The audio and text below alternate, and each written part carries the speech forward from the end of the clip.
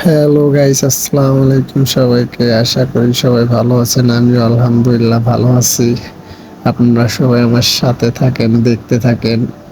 অনেকদিন পরে বিকেলে বেরোলাম। মনটা আজকে তেমন একটা ভালো নাই, এর জন্য ঘুরতে বেরোলাম আমার ভাগ্নিকে নিয়ে।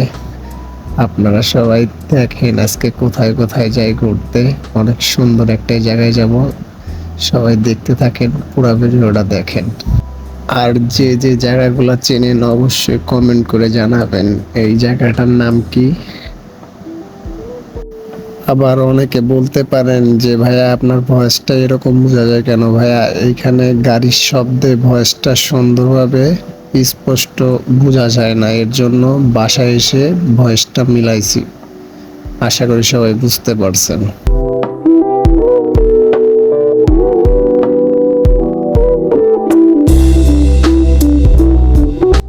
গাড়িটা নিয়ে রং সাইড দিয়ে যাচ্ছে, কিন্তু ওই সাইডে যে পরিমাণ জ্যাম দেখেন আপনারা সবাই। ওইখান দিয়ে যাইতে গেলে আজকে রাত পার হয়ে যেত হয়তো বা। চলে আসছি হয়তো বা কাছাকাছি, আমি চিনি না, আরেকজনের মাধ্যমে লোকেশনটা নিছি। যে শিশু পার্কটায় যাব সেটার নামও জানি না, তবে কাছাকাছি চলে আসছি। এই যে শিশু পার্কের ভিতরে ঢুকে গেছি, তবে গেটের সামনে যে নাম লেখা ছিল নাকি এটা হয়তো বা তখন খেয়াল করে নেই। আপনারা জিজ্ঞাসা করলে বলতে পারবো না যে পার্কটার নামটা কি।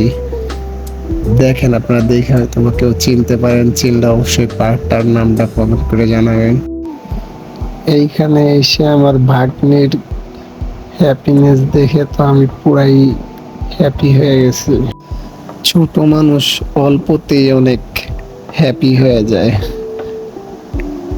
আসলে জিনিসটা অনেক বড় একটাই ভালো লাগার বিষয়।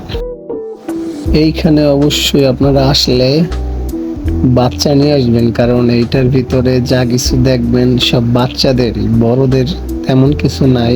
আছে অল্প কিছু টাইম পাস করার জায়গা, বসার জায়গা। এই পার্কে আসলে আবার ভূতও দেখতে পারবেন সবাই।